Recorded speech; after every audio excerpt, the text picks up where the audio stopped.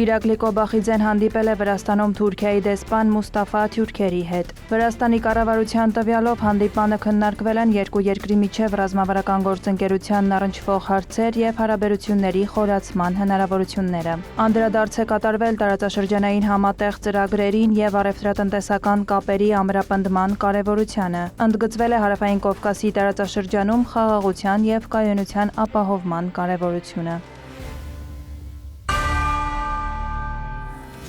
Պաշտոնական Թբիլիսին հերքել է Ռուսաստանի կողմից Վերին Լարսի անցակետը զանգվածաբար հատելու մասին տեղեկությունը։ Ավելի վաղ Ռուսաստանի Դաշնային մաքսային ծառայությունը հայտարարել էր, որ նախորդող 24 ժամվա ընթացքում Վրաստանի հետ սահմանը հատել է Ռուսաստանի 20,000 քաղաքացի։ ԶԼՄ-ները դա կապել են աշնանը Ռուսաստանում նոր մոբիլիզացիա հայտարարելու հնարավորության մասին տարածվող տեղեկատվության հետ։ Վրացական կողմը հայտնել է, որ տվյալ տեղեկատվությունը չի համապատասխանում իրականությանը եւ ծառայում է առանձին շահագրգիռ անձանց կողմից ապա տեղեկատվության նպատակային տարածմանը։ Վրաստանի ներքին գործերի նախարարությունից հստակեցրել են, որ վերջին օրվա տվյալներով Վրաստանի պետական սահմանը Վերին Լարսի անցակետով հատել է տարբեր պետությունների 7880 քաղաքացի։ Միևնույն ժամանակ նույն անցակետով նույն ժամանակահատվածում երկիրը լքել է տարբեր երկրների 8406 քաղաքացի։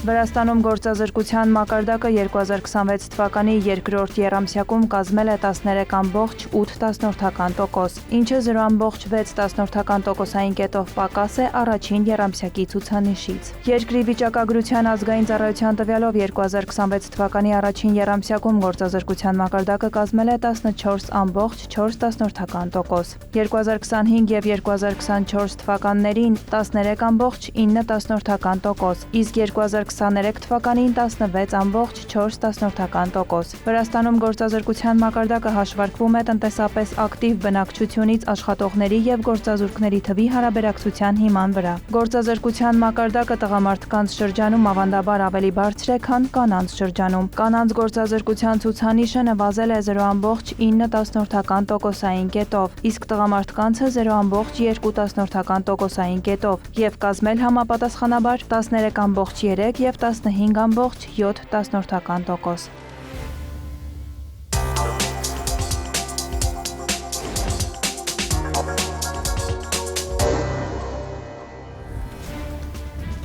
Թուրքիայի նախագահ Ռեջեփ Էրդողանը եւ Ճապոնիայի վարչապետ Սանայե Տակաիչին 20 րոպե տևողությամբ հեռախոսազրույց են ունեցել։ Կողմերը քննարկել են Մերձավոր Արևելքում տիրող իրավիճակը եւ ընդգծել Հորմուզի նեղուցում առանց լրացուցիչ ծախսերի ազատ եւ անվտանգ նավագնացության ապահովման կարեւորությունը։ Նշվում է, որ Տակաիչին բարձր է գնահատել տարածաշրջանում հակամարտության կարգավորման ուղղված Անկարայի ջանքերը եւ հայտարարել Թուրքիայի հետ ռազմավարական գործընկերությունը զարգացնելու, ինչպես նաեւ անվտանգության, տնտեսության եւ կրթության ոլորտներում համագործակցությունն ամրապնդելու Տոկիոյի մտադրության մասին։ Իսրայելի պաշտպանության նախարար Իսրայել Կացը քննադատել է Թուրքիայի նախագահին, հայտարարելով, որ Ռեջեփ Էրդողանը Անկարան ներքաշում է Սիրիայում վտանգավոր արկածախնդրության մեջ։ Կացի խոսքով Թել Ավիվը թույլ չի տա, որ որևէ պետություն սպառնա Իսրայելի անվտանգությանը։ Ավելի լավ կլիներ, որ Էրդողանը Թուրքիայի խորհրդարանում շարունակեր դատարկ ու անհեթեթ հայտարարություններ անել Իսրայելի դեմ, քան փորձեր ստուգել Իսրայելի պաշտպանունակությունը, X-ի իր էջում գրել է նախարարը։ Ավելի վաղ իսրայելական կողմը ռմբակոծել էր Սիրիայի Իդլիբ շրջանում գտնվող հին օդանավակայանի տարածքը, հայտարարելով, որ թուրքական զինուժը Սիրիայում ուժեղացնում է իր դիրքերը։ Իսրայելի վարչապետ Բենյամին Նեթանյահուն էլ հայտարարել է, որ Իսրայելը մտադիր չէ համակերպվել Սիրիայում թուրքական ռազմական ներկայության ուժեղացման հետ։ Նրա խոսքով դեպի Սիրիայի հարավ թուրքական ռազմական ներկայության առաջ խաղացումն անթույլատրելի է։ Թուրքիայի իշխանությունները հերքում են այդ մեղադրանքը։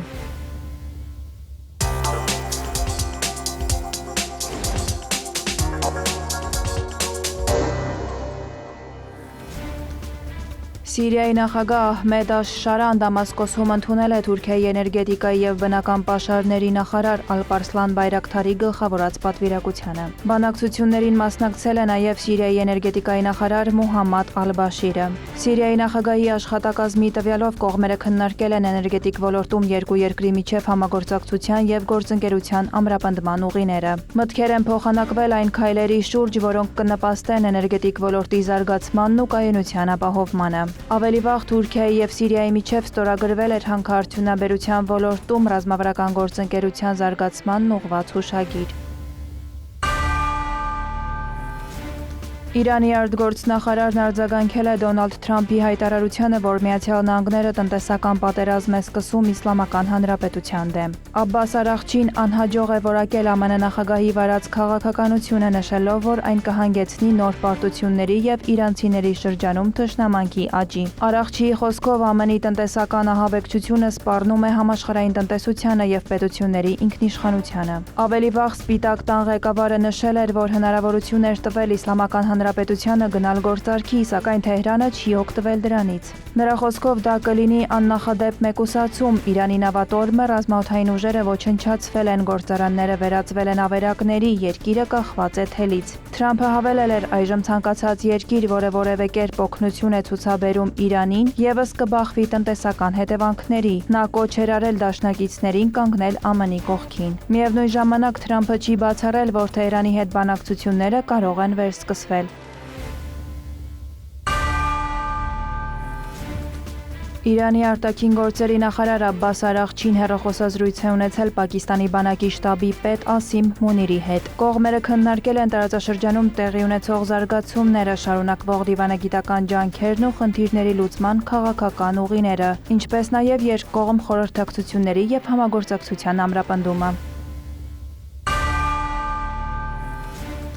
Ռուսաստանն ակնկալում է, որ խաղաղությունն ու հանգստությունը որքան հնարավոր է շուտ կվերադառնան Պարսից ծոցի տարածաշրջան, հայտարարել է Ռուսաստանի փոխարտգործնախարար Գեորգի Բորիսենկոն։ Մեկնաբանելով ԱՄՆ նախագահ Դոնալդ Թրամփի հայտարարությունները, որը չէր բացառել հարվածներ հասցնել Օմանի տարածքին, Բորիսենկոն նշել է, որ Մոսկվայում նման խոսքերը գնահատում են որպես Մերձավոր Արևելքի երկրների վրա ճնշում գործադրելու փորձ։ Ավելի վաղ Ռուսաստանի փոխարտգործնախարարն ընդունել էր Մոսկվայում Օմանի սուլթանության դեսպանին, քննարկել իրավիճակը Հորմուզի նեղուցի շուրջ։ Անդրադարձ է եղել նաև երկկողմ հարաբերություններին։ Ռուսաստանում Իրանի դեսպան Քազեմ Ջալալին էլ հայտարարել է, որ Թեհրանը պատրաստ է բանակցել Վաշինգտոնի հետ։ Միևնույն ժամանակ Իրանը պետք է ամրապնդի ռազմական պատրաստվածությունը։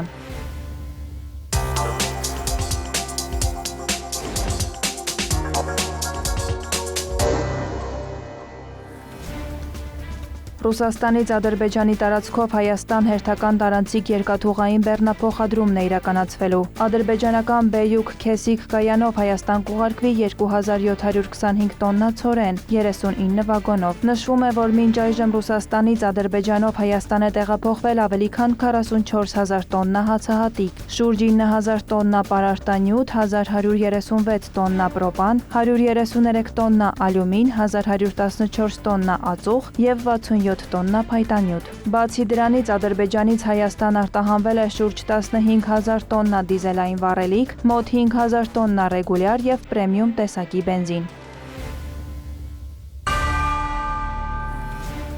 Ադրբեջանի եւ Ղազախստանի պաշտպանության նախարարությունների միջև շտաբային բանակցություններ են տեղի ունեցել։ Մտքեր են փոխանակվել երկկողմ ռազմական համագործակցության ներկայվիճակի եւ հեռանկարների, ինչպես նաեւ մի շարք այլ հարցերի շուրջ։ Հանդիպման ընթացքում քննարկվել է նաեւ երկկողմ ռազմական համագործակցության 2027 թվականի պլանի նախագիծը, տրվել են փոխադարձ հետաքրքրություն ներկայացնող հարցերի պատասխաններ։ Վարդուհի Հարությունյան, հարևաններ։